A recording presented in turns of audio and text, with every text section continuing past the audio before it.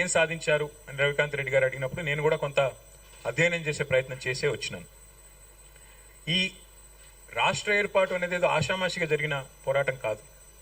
1952లో ఇంకా అంటే ఉమ్మడి ఆంధ్రప్రదేశ్ ఏర్పాటు జరగకముందే ఆనాడే మరి తెలంగాణ అప్పటికే హైదరాబాద్ రాష్ట్రంగా ప్రత్యేక రాష్ట్రంగా ఉన్న విషయం మీ అందరికీ తెలుసు.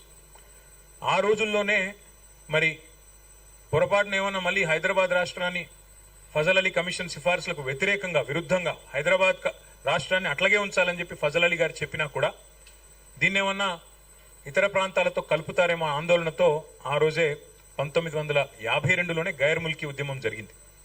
ఆ రోజే అప్పుడున్న కాంగ్రెస్ ప్రభుత్వం భారతదేశంలో ఆనాడే తుపాకీల మూతతో 6గురిని బలిగొన్నది ఇదే హైదరాబాద్లోని ఆర్ట్స్ అండ్ సైన్స్ కాలేజ్ దగ్గర. 6గురు కాదు 7గురిని బలిగొన్న విలన్ కాంగ్రెస్ పార్టీ. అట్లాగే 1956లో ప్రజల అభీష్టానికి వ్యతిరేకంగా బలవంతపు పెళ్లి చేసి ఆంధ్ర తెలంగాణ కలిపింది కూడా కాంగ్రెస్ అనే ఒక విలనే, కాంగ్రెస్ పార్టీనే. అందులో ఏమాత్రం అనుమాత్రం కూడా ఏమి అనుమానం ఎవరికి అవసరం లేదు. ఉన్న తెలంగాణను ఊడగొట్టింది కాంగ్రెస్ పార్టీనే, చాలా మంది బలి చేసింది కూడా కాంగ్రెస్ పార్టీనే. అట్లాగే 52 తర్వాత మరి చాలా అప్పుడు జెంటిల్మెన్స్ అగ్రిమెంట్ అని ఇంకా పెద్ద మనుషుల ఒప్పందాల పేరిట ఇంకా ఇతరత్ర కొన్ని మరి ఉపశమనాల పేరిట కొంతకాలం వ్యవహారం నడిచింది. కానీ సరిగ్గా 12 ఏళ్లలోనే 1956లో ఉమ్మడి ఆంధ్రప్రదేశ్ ఏర్పడితే 1968 నాటికే తొలి దఫా తెలంగాణ ఉద్యమం ట్రిగర్ అయింది, ప్రారంభమైంది.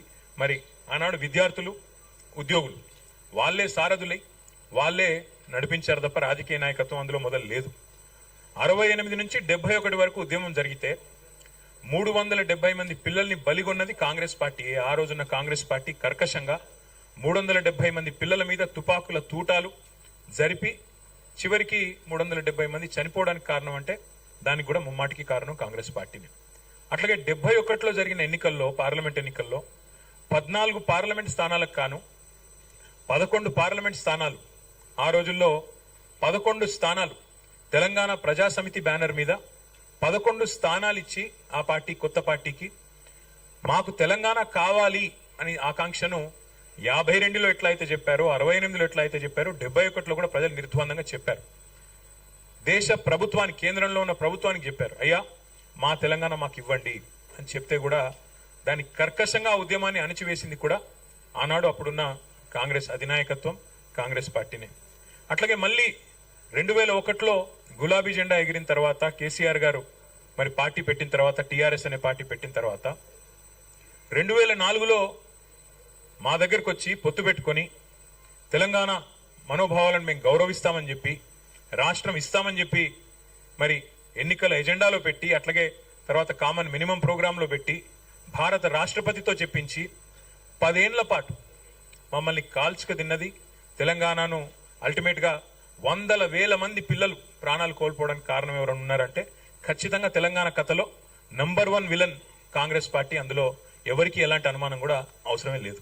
కానీ వాస్తవం ఏమి, సరే కాంగ్రెస్ 2004లో మాటిచ్చి 14 దాకా నెరవేర్చకపోయినా పోరాటాలు ఆగలేదు.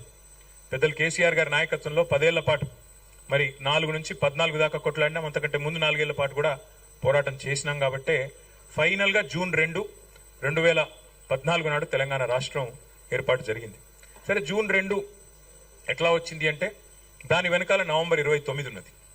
నవంబర్ 29 రోజు కేసీఆర్ సచ్చుడో తెలంగాణ వచ్చుడో అని మొండిగా కూర్చోపోతే, కేసీఆర్ శవయాత్రనో తెలంగాణ జైత్రయాత్రనో అని కూర్చోపోతే ఇవాళ తెలంగాణ రాష్ట్రము లేదు. ఇక్కడ మనకు కూర్చుని మాట్లాడుకోవడానికి పుష్కర కాలం తర్వాత సందర్భం కూడా వచ్చే ప్రసక్తే లేదు. ఒక మొండితనం, ఒక సంకల్పం, ఉక్కు సంకల్పం ఉన్న నాయకుడు కేసీఆర్ గారు. ఇక్కడందరూ మీరు జర్నలిస్టులు, విఘ్నులు, పెద్దలు, రాజకీయాలను ఎప్పటి నుంచో చూస్తున్న వాళ్ళు, అవపోసన పట్టిన వాళ్ళు కూడా ఉన్నారు. నేను మిమ్మల్ని సూటిగా ఒకటే అడుగుతా ఉన్నా, భారతదేశ సమకాలీన రాజకీయాల్లో మీరు ఒక్క రాజకీయ నాయకుని చూపెట్టండి నాకు. 2001లో పార్టీ పెట్టినప్పుడు సమాజంలో ప్రజల్లో ఉన్న ఒక అపనమ్మకాన్ని, అవిశ్వాసాన్ని, విశ్వాస లేమిని తొలగించడానికి నేను గనక ఎత్తిన జెండా దించితే నన్ను రాళ్లతో కొట్టి చంపే అధికారం మీకు ఇస్తున్నా అన్న ఒక్క రాజకీయ నాయకుని భారతదేశంలో మీరు నాకు దయచేసి చూపెట్టండి. అలాంటి సాహసం సామాన్యమైన సాహసం కాదు. ఆ మాట అనడానికి కూడా గుండె ధైర్యం కావాలి. అట్లాగే నేను హైదరాబాద్ నుండి బయలుదేరిపోతున్నా, ఆంధ్రప్రదేశ్ నుంచి బయలుదేరిపోతున్నా, మళ్ళీ తిరిగి తెలంగాణలోనే కాలు పెడతా అని చెప్పాలంటే కూడా గుండె ధైర్యం కావాలి, ఖలేజా కావాలి. అట్లాగే కేసీఆర్ సచ్చుడో తెలంగాణ వచ్చుడో, కేసీఆర్ శవయాత్రన తెలంగాణ జైత్రయాత్రన అని చెప్పాలంటే గుండె ధైర్యం కావాలి. అందుకే కేసీఆర్ గారు ఆ రోజు, ఇవాళ రియర్ వ్యూ మిర్రర్ లో అన్ని క్లియర్ గానే కనబడతాయి. ఇవాళ రాష్ట్రం ఏర్పడ్డ తర్వాత 12 ఏళ్ల తర్వాత ఎవరు పడితే వాళ్ళు ఏది పడితే అది మాట్లాడొచ్చు. కానీ ఆ రోజు, ఆ నిమిషానికి, ఆ క్షణంలో ఉండే ఉద్విగ్నభరితమైన పరిస్థితుల్లో మరి కేసీఆర్ గారి సాహసం, ఆయనకి మొత్తం తెలంగాణ సమాజం అండగా నిలబడ్డ పద్ధతి, కేసీఆర్ గారితో పాటు మరి ఆనాడు తెలంగాణ సమాజం మొత్తం కులాలకు మతాలకు అతీతంగా నిలబడ్డ పద్ధతి ఏదైతే ఉందో, అల్టిమేట్ గా మనం చూసినట్టయితే దానివల్లనే ఇవాళ తెలంగాణ రాష్ట్రం సాకారం అయ్యింది అనేది నిర్వివాదం. సరే, కాంగ్రెస్ పార్టీ మేము ఇచ్చాము అని చెప్పుకోవచ్చు. ఇవ్వక తప్పని అనివార్యత సృష్టించింది తెలంగాణ ప్రజాశక్తి, తెలంగాణలోని ప్రజా కదలికలు, ప్రజా బాహుల్యం. ఇస్తావా చస్తావా అని చెప్పి కాంగ్రెస్ మెడ మీద కత్తి పెట్టకపోతే తెలంగాణ వచ్చే సమస్య లేదు. ఇది వాస్తవం, ఇది మీకు తెలుసు, నాకు తెలుసు.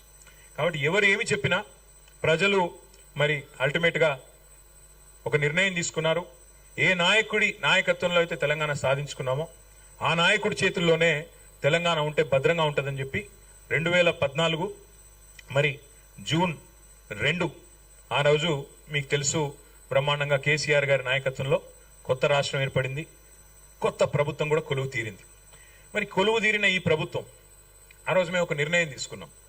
సరే, పోరాటంలో, ఉద్యమంలో 14 ఏళ్ల పాటు జరిగిన మలిదశ పోరాటంలో ఎన్నో త్యాగాలున్నాయి, ఎన్నో ఉద్విగ్నభరితమైన అనుభవాలున్నాయి. కానీ ఉద్యమ లక్ష్యం నెరవేరింది, ఉద్యమం లక్ష్యాన్ని చేరింది. తెలంగాణ రాష్ట్రం కావాలనుకున్నాం, రాష్ట్రం వచ్చింది. వచ్చిన ఈ రాష్ట్రంలో ఇంకా పంచాయతీలొద్దు, ప్రాంతాలుగా విడిపోయిన ప్రజలుగా కలిసి ఉండాలి.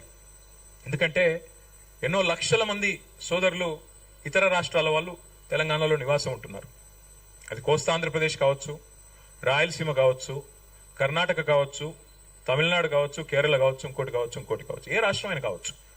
దేశంలోని అంతర్భాగం తెలంగాణ కాబట్టి ఎవరైనా సరే ఇక్కడికి వచ్చి స్థిరపడ్డ వాళ్ళు, ఇది మా భూమి అనుకున్న వాళ్ళు, భూమిపుత్రులుగా ఈ భూమిని ముద్దాడిన వాళ్ళు, ఈ భూమిని అభిమానించిన వాళ్ళు అందరూ మా వాళ్లే అనే భావనతో 10 ఏళ్ల పాటు ఎంత ఉద్విగ్నభరితమైన ఉద్యమం, ఎంత ఉద్వేగభరితమైన ఉద్యమం జరిగినా ఒక్కటంటే ఒక్క చిన్న సంఘటన జరగకుండా శాంతి భద్రతల్ని అద్భుతంగా నిర్వహించి బలంగా ఈ రాష్ట్రాన్ని నిలబెట్టిన నాయకుడు కేసీఆర్ గారు. మీరు నన్ను అడిగితే ఏం సాధించారు 12 ఏళ్లలో అని మీరు అడిగితే, తెలంగాణ ఏం సాధించింది అని అడిగితే, విజయాలు నేను లెక్కబెట్టి చెప్తే రవికాంత్ రెడ్డి గారు చెప్పిన టైం అయిపోతుంది. కానీ అయినా కొంతవరకు చెప్పే ప్రయత్నం నేను చేస్తాను. నీళ్లు, నిధులు, నియామకాలు, ఇది మా ఉద్యమానికి ఆనాడు శీర్షిక, ట్యాగ్ లైన్.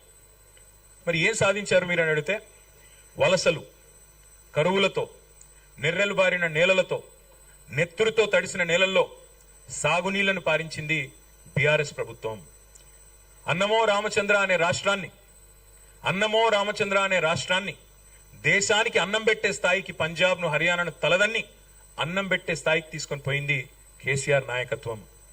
గోదావరి జలాల్లో, కృష్ణా జలాల్లో మాకు హక్కుగా సంక్రమించిన ప్రతి నీటి బొట్టుని ఒడిసిపట్టి అటు కాళేశ్వరాన్ని కాలంతో పోటీ పడుతూ పూర్తి చేసిన, ఇటు పాలమూరు రంగారెడ్డి ఎత్తిపోతల పథకాన్ని 90% పూర్తి చేసిన, సీతారామ ప్రాజెక్టును 80%